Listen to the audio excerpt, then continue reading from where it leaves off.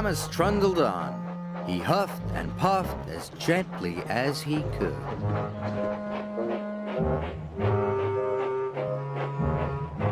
Thomas had to stop at a crossing.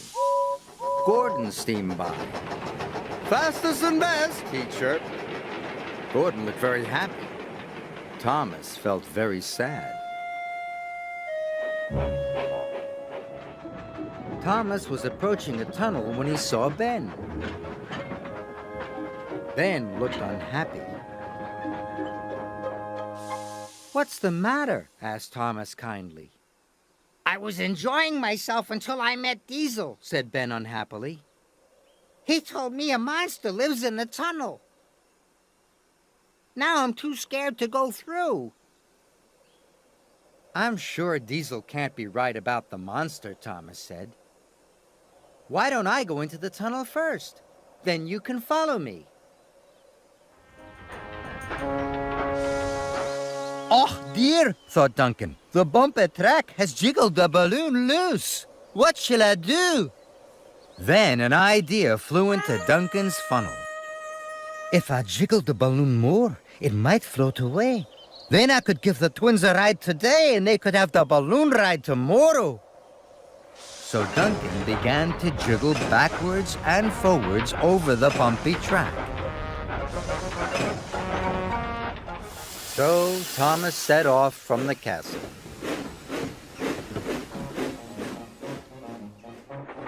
He rocked and he rolled. He huffed and he puffed. Sir Topham Hatt, his wife, and his mother were bounced and bumped inside the carriage.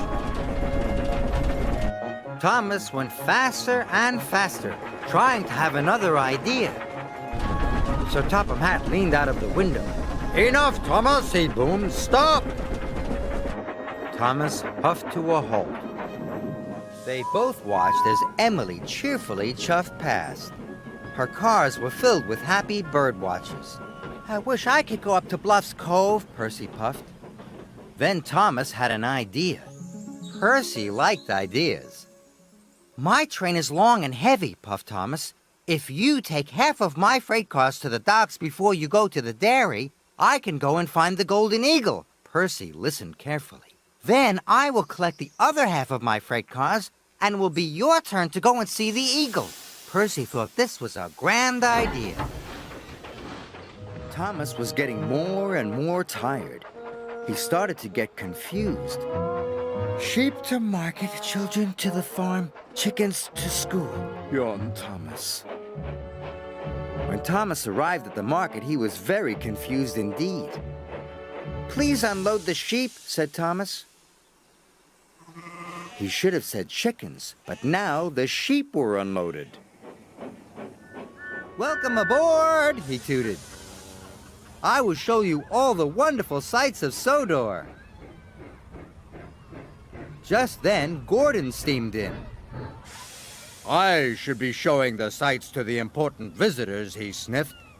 "Why?" huffed Thomas.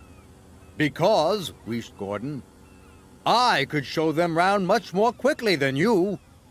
Then they would see everything there is to see on Sodor." Lady Hatt stood by the duck pond. She liked watching the ducks. They quacked and quacked.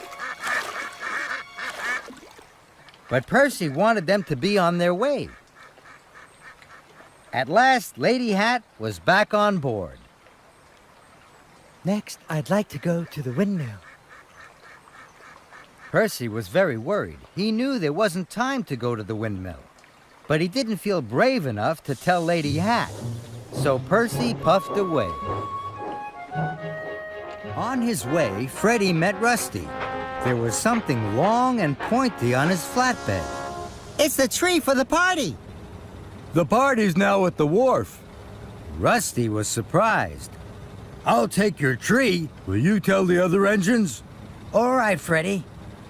And Rusty raced quickly away. Thomas could not believe his eyes. Cranky was lowering Ferdinand onto the deck of a mighty steamship. Ferdinand wasn't happy. "This is not right." Thomas was upset. Cranky, what are you doing? Cranky crackled. You said, help them. Load freight. Thomas was horrified. I didn't mean load engines. Maybe not. You weren't here to ask. Thomas felt terrible.